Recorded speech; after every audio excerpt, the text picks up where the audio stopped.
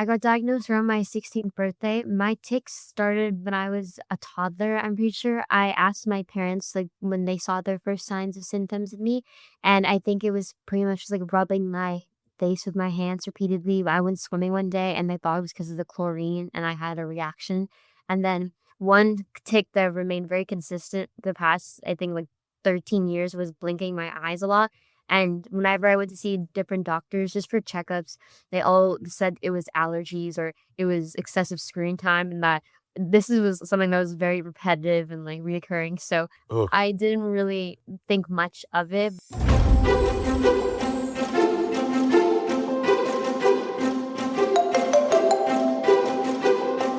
Welcome to The Uptick, brought to you by the New Jersey Center for Tourette Syndrome and Associated Disorders, empowering children and adults through education, advocacy, and research by sharing the stories and experiences relevant to the TS community.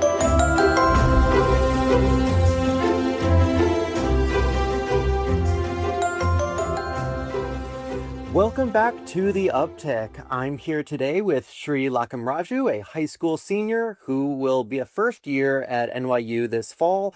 She's interested in pre-med, neuroscience, and related topics. So, Sree, how's your day going so far? My day's been very hectic, actually. What Oh about yeah. you? What's made it hectic? I just gave an all-school speech today actually about, like, my experience with Tourette's and advocacy. It's like I was giving, like, a life lesson to the senior class and the underclassmen, so I had to prepare for that. I had, like, theater rehearsal. I'm actually, like, packing up to go home for the weekend right after this. I have this contest I have to attend to, like, oversee and watch, so it's a very hectic day. I'm a little stressed Wow, out, but that's a lot. Yeah, I imagine. But very relevant to our topic here about Tourette. So love seeing that.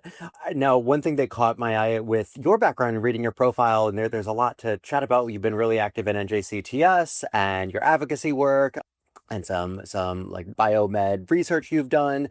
But another thing was you were only recently diagnosed. You were diagnosed at age 16. Would love to hear about your journey and what that was like, starting with maybe when your tics began up through when you got that diagnosis.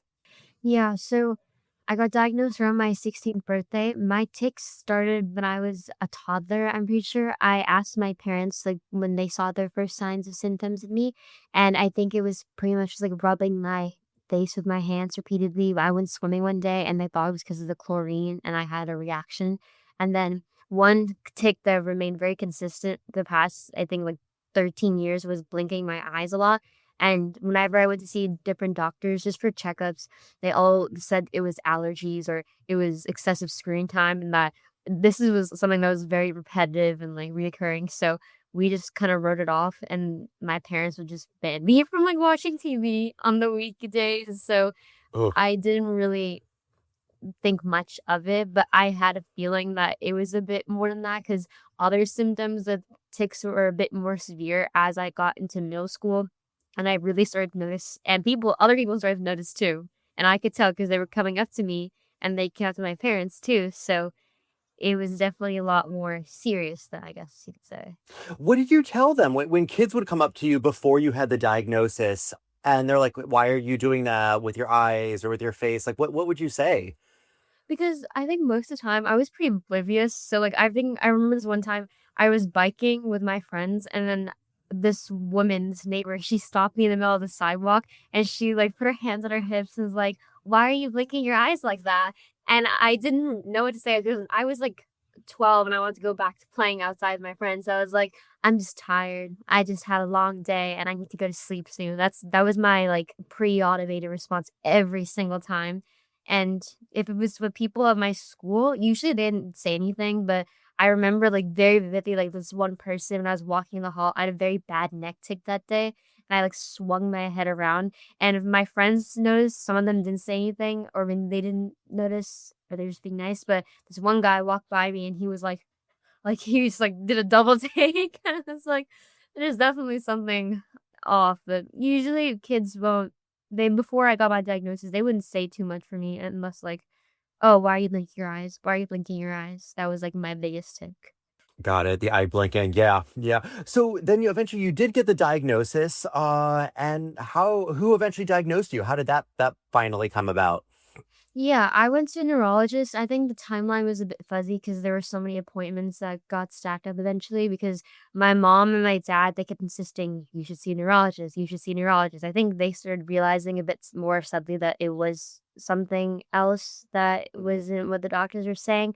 And I think I remember finally it was like I couldn't avoid the appointment anymore, so I went and I think they said it was a tic disorder at the time, but I only listed, I think, 2 tics, and I sort of mentioned a vocal tic, but I think because there's a lot of stigma in, like, Asian households about getting that kinda diagnosis. Also, my parents didn't know what Tourette syndrome was. I didn't know what Tourette syndrome was. I didn't know what a tic disorder was. I thought they meant, like a deer tick when they told me Hmm. tic disorder, so they just said, "Yeah, she has a tic disorder. It probably would last for a year, but since mine has been around for years and years and years, I don't know why they didn't say it was Tourette syndrome because they only recently diagnosed me a year ago, even after I started doing all the advocacy. When I had a follow-up checkup appointment, I was talking about my work with my neurologist, like, regularly, and she's like, "What do you mean? You don't have Tourette syndrome. We have it documented as a tic disorder." I was like, how there's no way. And then I was like, "No, I have a list of all the tics I've had." I just was too scared to say it, I guess, so that's probably on me, but I was very scared to bring up those tics because it was, like, a vulnerable part that I did not wanna share with other people, even with my parents. It's tough. Yeah, I remember being a kid when I was going to the doctor's visits, and my mom, I think, pointed out that like she's like, you never tick in front of the doctor, and like they're gonna think you don't have Tourette's, because you don't. And I think I was just being a kid. I was so used to holding it back and just not ticking in front of like an authority figure or like an adult, or really in front of anyone. I don't think I tick. I would sometimes just without even realizing it, I'd hold my ticks back in front of kids. So whoever I was around. So I think a lot of that's just like second nature for us. But hey, you got the diagnosis eventually. And have you noticed any changes or anything in your life since then? Or is it just kind of, hey, now we have a name for it?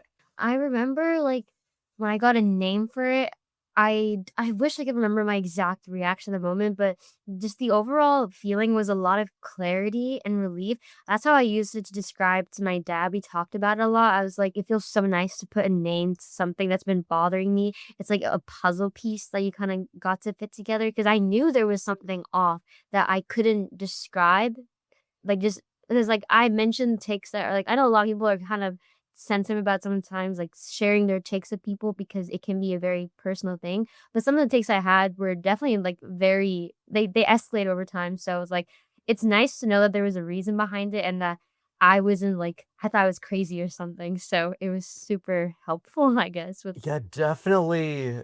Definitely not crazy. Very, very normal thing that's like a common childhood diagnosis. And yeah, and a lot of people have it, very researched.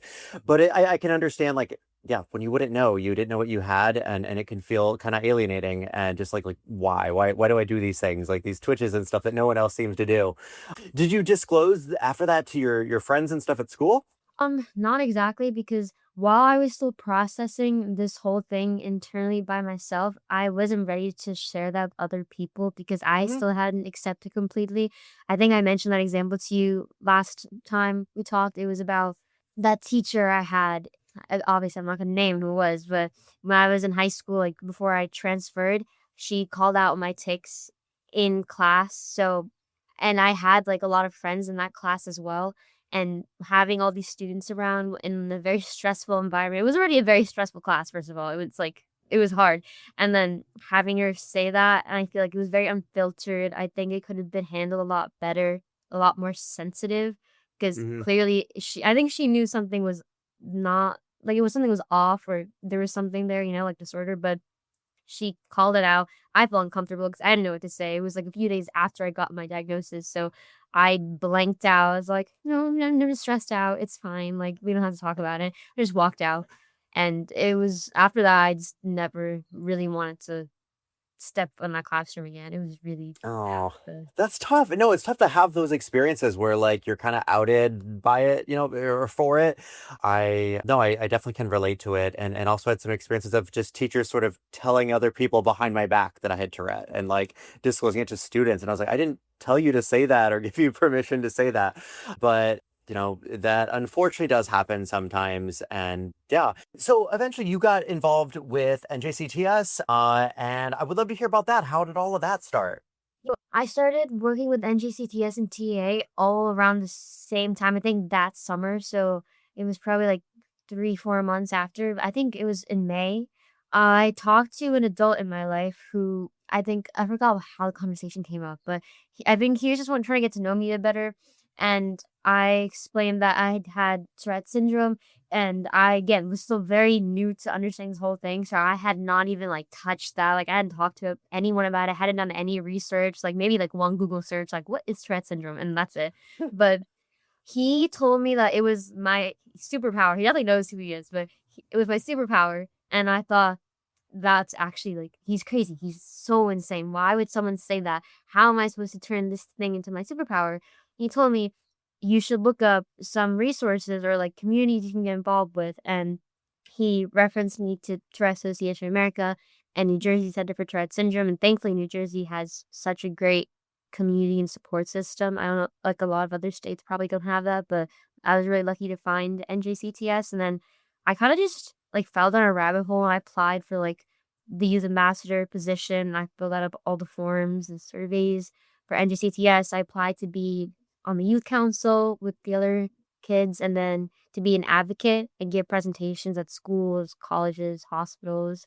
So that's kind of how I got started. I did like an intro webinar for TAA. It was in the New York chapter, like where you're from. Yeah. Well, and you've done a lot, just so our listeners know. I mean, you're a member of the NJCTS Youth Council, you're a youth advocate for us, you were a 2024 TAA Youth Ambassador.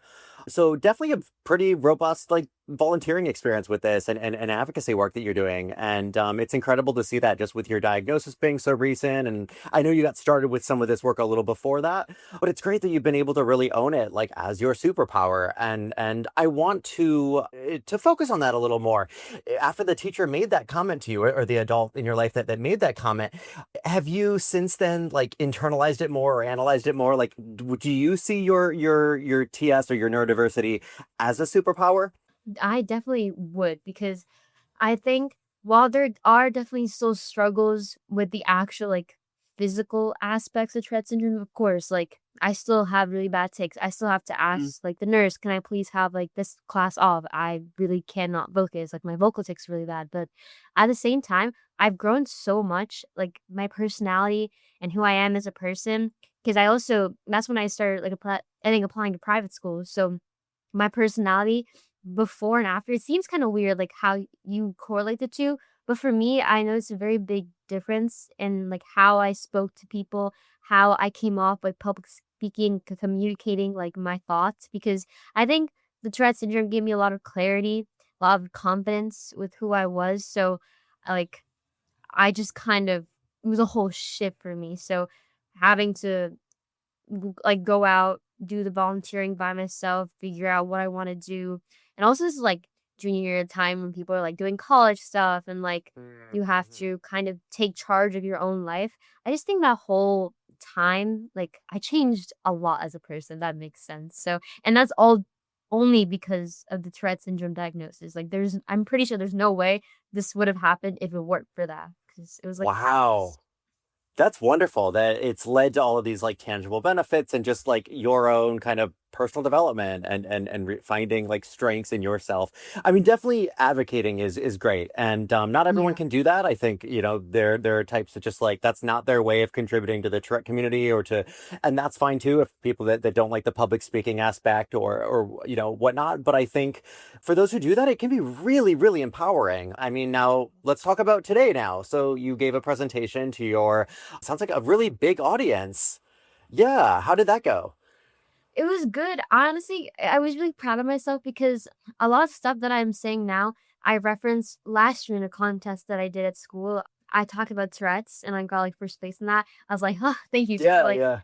It's a good like evergreen topic you can use if you ever need I like a know. speech or a college essay or something. Like, oh yeah, it's a good one Yeah, to go because to. it's like something you're truly passionate about, Because also, Yeah. I love volunteering. Like, I feel like the whole like volunteering advocacy thing, like, it all stemmed from stuff I was already really into, but it just like I needed another push because it was like, that's what, I don't know how to explain this, It's but such a great, genuine outlet for that. Like just I a know, great, very yeah. core to us. Yeah, no, it makes a lot of It's sense. like this passion. You get to help people with a genuine cause, and you get to see a concrete change every day. But yeah, today's speech, I kind of just, I don't know. It took me like an hour to write it. I've been like, because I've done so many of these like forms and speeches and like presentations for like NJCTS Do it in and your TAA. sleep It's just now. like Yeah, second nature. So like, I bet. yeah, I wasn't even that scared, like, to speak because, I mean, it's like my whole school, so I was a little nervous, but right when I was talking, it's like I felt so confident, so at home almost, like, I just imagined that I was talking to, like, people who I didn't know, giving a presentation for the first time, almost informing them, and talking about my life experience and giving them my message. I was talking about, like, the only thing to fear is fear itself and how you should, like, take charge of your life. Don't, like, push yourself past exhaustion. It was something like that, but That's great. Well, I'm sure it resonated well with the audience. yeah.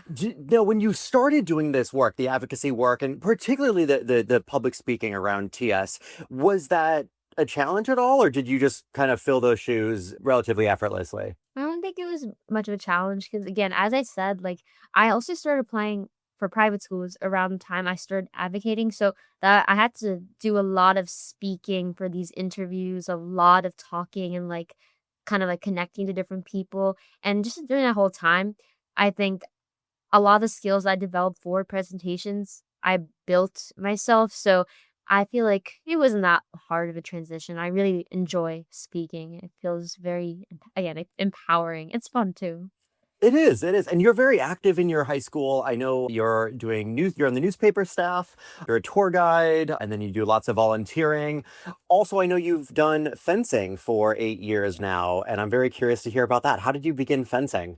So it's kind of like, I don't know, it's funny. I think it's like a backhanded compliment insult. My dad told me my daughter definitely can't handle like all like these rough sports like soccer and field hockey and like she can't handle that. She's too scrawny. So I'll put her in fencing. I was like, "Oh, thank you."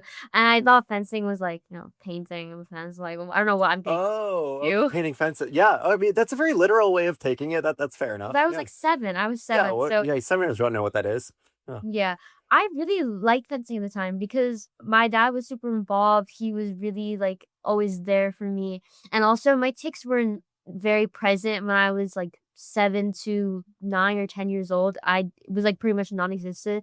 But then I think around when I was probably 12 or 13, that's when I really started to notice like I don't know if it was a mental thing or like I don't know, placebo effect, is that what you call it? But I noticed that we have things called bouts. So that's when you're like fencing another opponent. You're on a strip.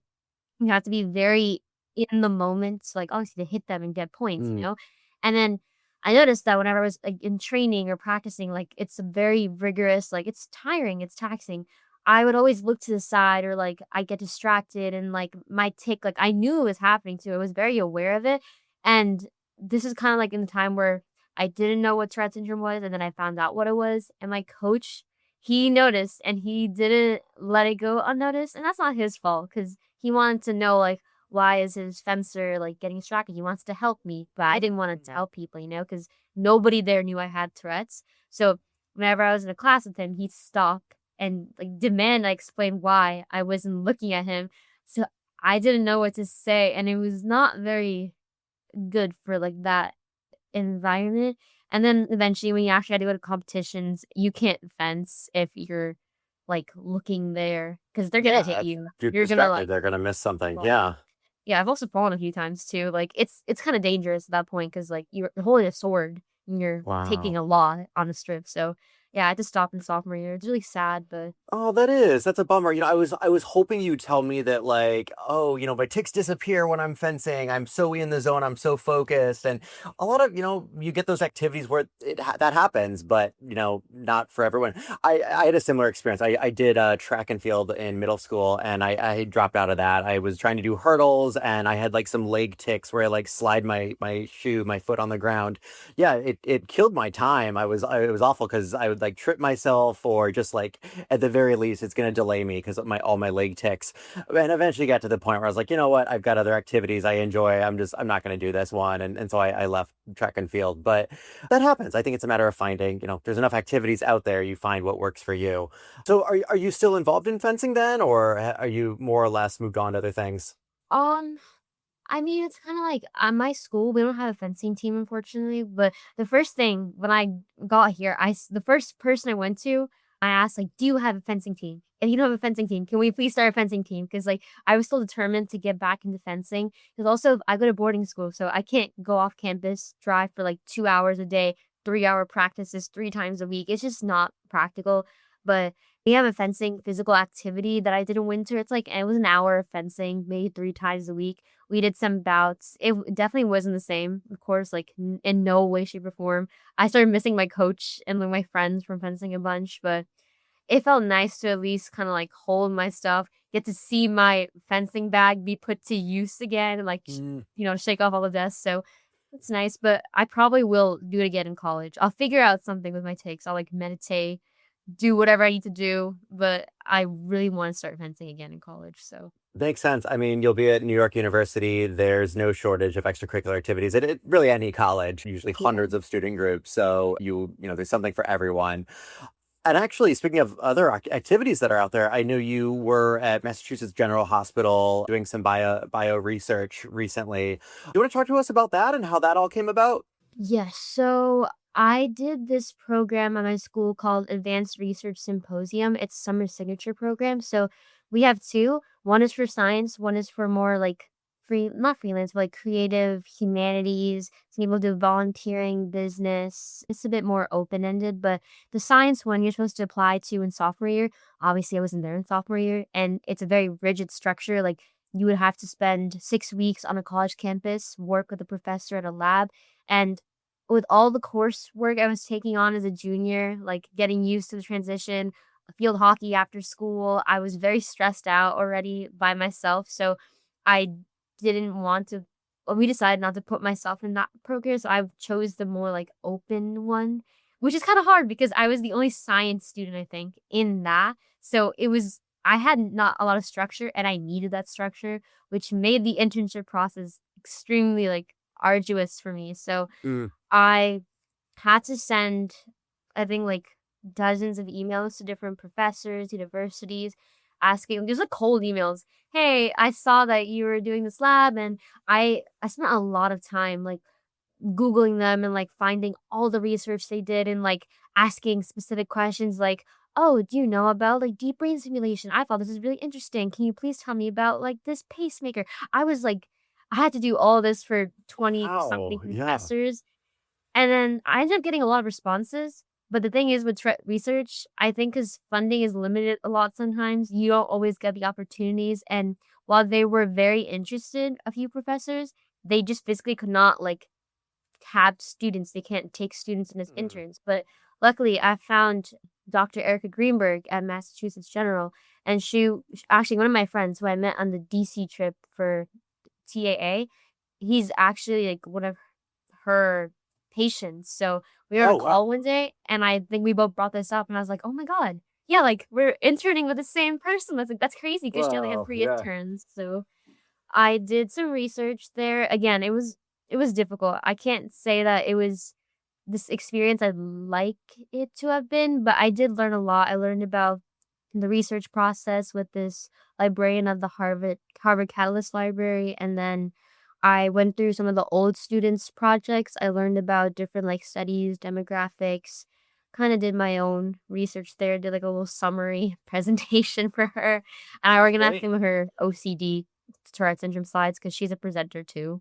So we just kind of had to do that for the summer. So, what was your research specific to Tourette, OCD, and that ballpark? Yeah, and also I had to like, watch a lot of her webinars, and I had to read some of these slides while I was organizing them. And it's a huge database. It's like I got access to different parts of the hospital's account because as an intern, like it was a very long process because obviously there's like patient confidentiality, Oh, right. HIPAA, and then the records, and I was doing this virtual too, and they Wow. don't take in person for this. It wasn't a program. It was just like her literally taking us like for her own, like she was kind enough to do that. So again, there were it was a lot of loose ends, but yeah. Any interesting findings that you had that you want to share with our listeners? Anything that, and it may not be relevant to this. It may just be more you're organizing the information, making it a report. But did you learn anything new? I definitely learned something new, but it was like almost a year ago now. I had this whole report on it for my class. I could definitely like pull that up. It's like 1,500 words. I don't know if I can pull something on top of my head. I mostly just studied different countries, I think, at one point, and how like the comorbidities, I'm pretty sure, affected these populations and Tourette syndrome. And it was specific studies like and different experiments for each population.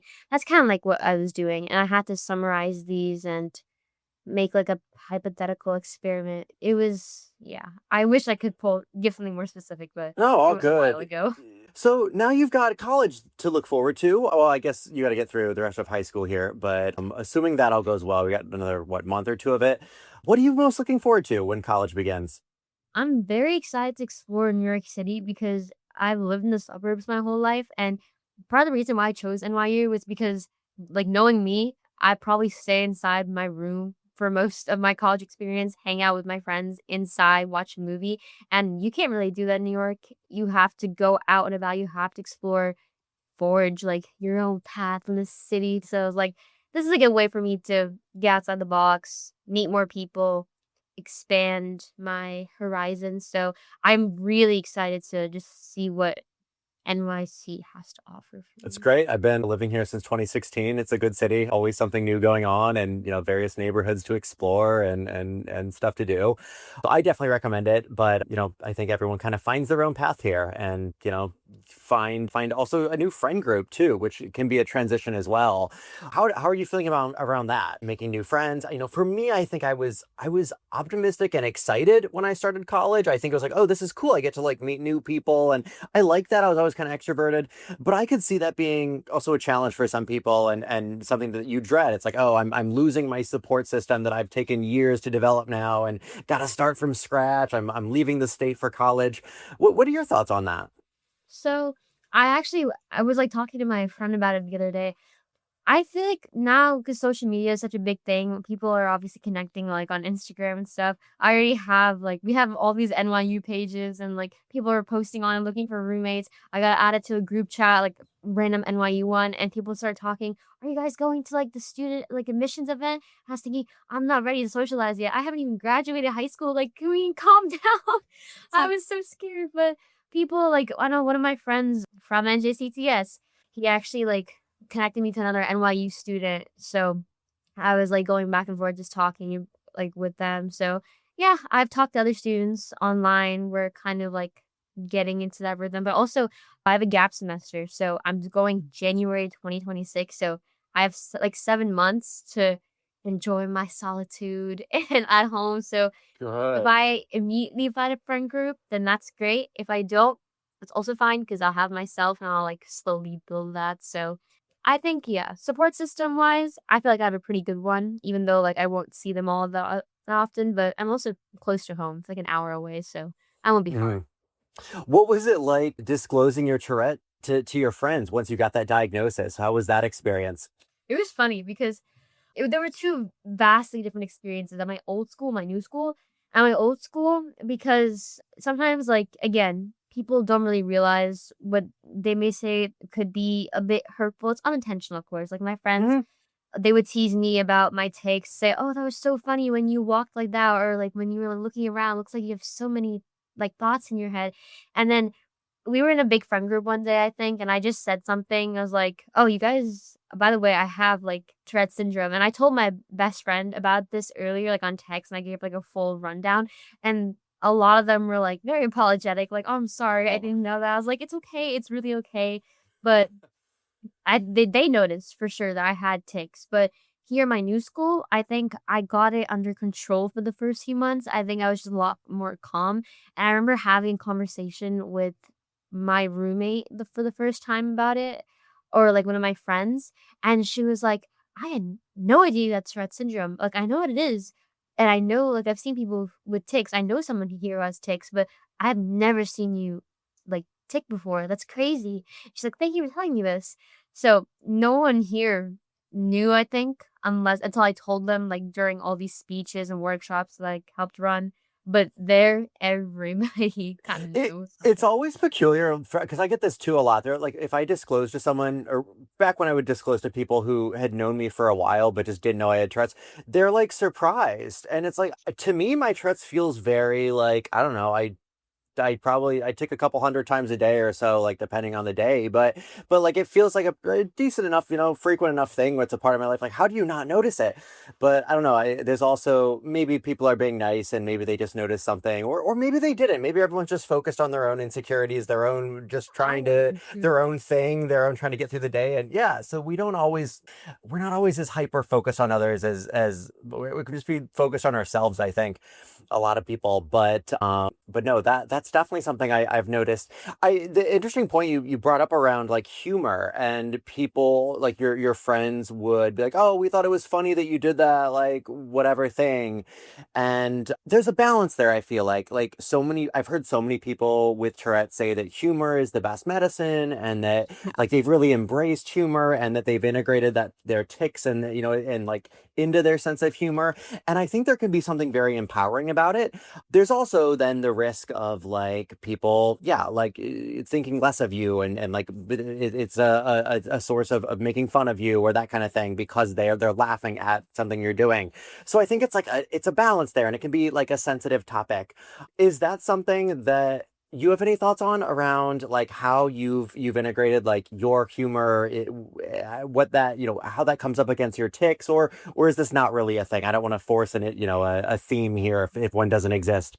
I think I haven't had too many, like, strange interactions or, like, just interactions with my friends directly about my Tourette syndrome. Like, I've talked about it with them, but I think I the few interactions I've had have been just very plain, normal. But if I think people the other day I was talking to someone in the bathroom about it, actually. I ran into someone and we're just having a conversation, and she was being very respectful, like, "Oh, is it okay if I ask you about your Tourette's?" Like, I was just wondering because, like, she was kinda asking about the whole advocacy experience. Even when she asks about very sensitive parts, and she was, again, asking, "Are you comfortable with sharing this?" I'm like, "Yeah, of course." If I was sharing a very vulnerable part about, like, my tics or something that I don't usually share with people, I did notice I was laughing it off for sure, and I was like, "Oh, no, yeah, it's not a big deal." Like, it was a long time ago, or I grew past that. I think that's the healthiest way for, like, again, in my opinion, for me to do it, but usually that's only if people are being respectful. If someone was being disrespectful, again, I think I mentioned there was this one interaction I had where someone was unfortunately very blunt about it and they did not approach asking me in like a mature way. Mm. It was a very awkward situation for everybody there. I didn't know what to do, so I just kind of was like, yeah, no. Hey, I have Tourette's. You're right. I have Tourette's. I don't do this tech. I'm not gonna be cursing. I'm not gonna be shouting. No, I will not do what you're telling me to do, but I can tell you more about it. I just kind of switched to like advocate mode and I just Good. didn't All right. want to like That laugh it off because it was kind of a bit more serious when I thought it was real. So I'm like, let me address this to make sure they don't do this in the future. Because there are several people I know like who also have Tourette's and imagine they had that same interaction. I don't think it'd be the same. It'd be a bit more. That's why I brought this up, because I think it's an interesting topic that like I think people have to decide for themselves where they set that boundary, and also like where they want to, yeah, where the line is in between, like, yes, you can laugh with me or you can laugh at my tics, but also like you need to be respectful of it. And I think it's complicated, and I think that's something kind of as we go through life we figure that out, and hopefully eventually surround yourself with people who are always respectful so you don't have to worry about it. But I think when like you're younger and especially like new to the diagnosis, I think that's something that can come up, and you kind of grow into that, and it makes sense over time. But I do think that's something a lot of people kind of grapple with. Now, when it comes to advocating for Tourette, have you met a lot of other people with Tourette? Like when you went to the conference TAA, did you have that chance? Yeah, I actually have a picture. It was really funny because I don't know who thought it was a good idea to put 64 kids with Tourette's in the same room, but I remember it was cute because all of us we started kind of making little friend groups. It was a little sad because I did notice that the final friend group that I had, a lot of us did have milder tics, I would say. But that's just because, again, it's a very overstimulating environment, even for people who have a lot of tics. And a lot of us at the end of the day, like we were all sitting in a circle. I remember this is the first night of the conference. We're all getting to know each other. We're all super excited, but there's a lot of us, different ages, different Mm. severity, like we're on different spectrum levels, and we also have comorbidity. So we were trying to, I think we were trying to play charades or something. It did not go well. It was so chaotic. And I remember like the way I made my friend group, which I have now, I think we were slowly started like making eye contact, like, are you overstimulated? Yeah, I'm overstimulated. Let's go It's and like like, you're one of my people. walk it off. Let's have a quiet moment together. Yeah. It's Yeah. cool though. I got to like I think it was also a good experience for me because it made me a lot more aware. Like I think I wasn't around a lot of people before that who had tics because everyone had very mild ones at NJCTS, but I think one person had a tic where like they bang on the table and I still got scared and I wasn't used to it and I was like, oh my God, like why'd they do that? And I was like, they have Tourette syndrome. Of course they're gonna like I need to get used to this. So it was a bit of awakening. It's funny because even within a couple days, like you do acclimate to it generally quickly. Like I find from like the first day of a Trek conference to like the last day, like how much I notice the tics and I get distracted by someone's vocal tic or something on day one. By the end, yeah, you're just kind of like it's just another sound, someone sharpening their pencil or closing the door or coughing or something. It just kind of blends in with like I mean there's obviously exceptions and different tics and stuff, but for the most part, I feel like it's such a, I don't know. I always feel like the conferences and Tourette events are such a great example of like how the world should be, like the way that everyone's just cool about it and you tick freely and no one cares. And it's just such a great case study on like the kind of world I want to build where like and the world I want to live in where you can just tick and no one cares. And after some time goes on, they may or may not even notice it anymore, depending Right. on, if it's just like a simple tick. And I think that's it. Like let tics and Tourette and all of that just kind of blend into the normal sounds and movements we see in our everyday life. And we don't need to always draw attention to it unless we choose to. But do you find when you're speaking with other people with Tourette, are there any tips or advice that you tend to give often? And I know you're kind of flipping the board here. Now you're like the mentor. What would you say to someone that's recently diagnosed or, is going through a tough time? Any tips or advice that you would give to them? So I'll get to both of them. Like someone who's talking to someone who's been diagnosed and someone who's been diagnosed. For someone who's been recently diagnosed, definitely I think if you're looking for a community, seek out NJCTS and if you can, TAA. Both very great support systems. I haven't utilized a lot of NJCTS's resources for families, like I think the camps, the webinars.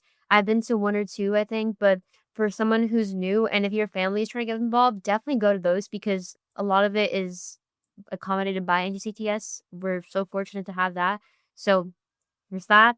And if you're trying to figure out like your social life, how to talk to your friends about it, if you feel like you're comfortable with your friends and you can trust them to understand them, maybe have like a quick talk with them, kind of have that one-on-one, like, hey, like I have Tourette's, I got diagnosed.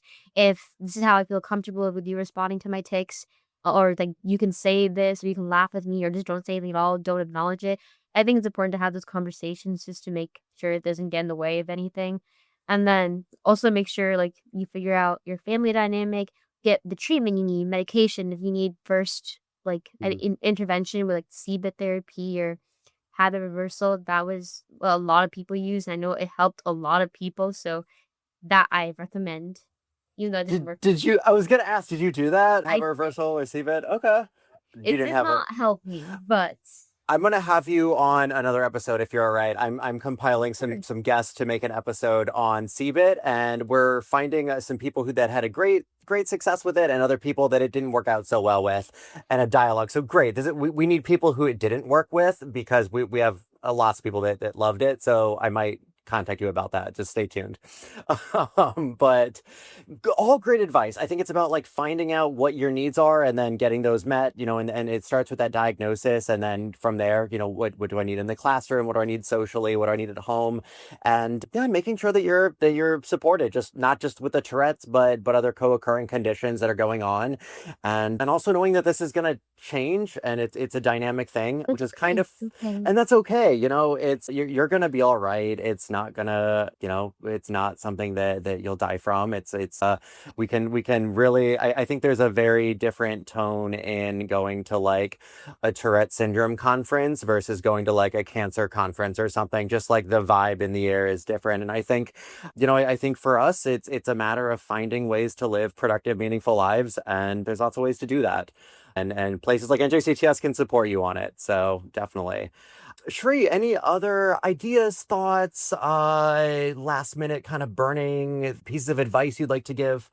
Oh, I did say that if you're talking to someone who has Tourette's, I mean, I feel like it's pretty straightforward. Just treat them how you treat any human being with respect, kindness, patience. I don't think it should be that hard, but I don't know.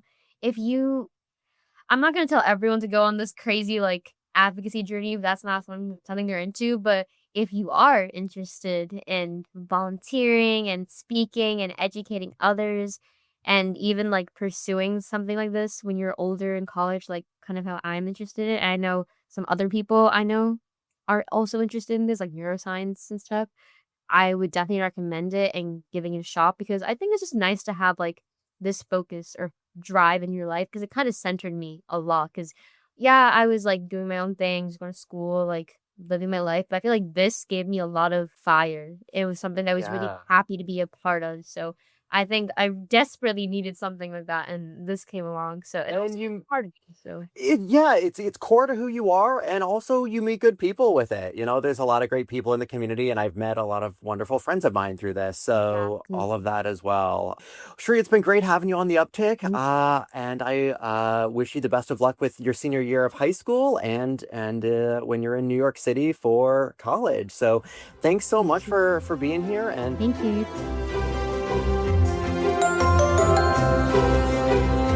Thank you for listening to The Uptick, brought to you by the New Jersey Center for Tourette Syndrome and Associated Disorders, empowering you to stretch the boundaries to live your best life.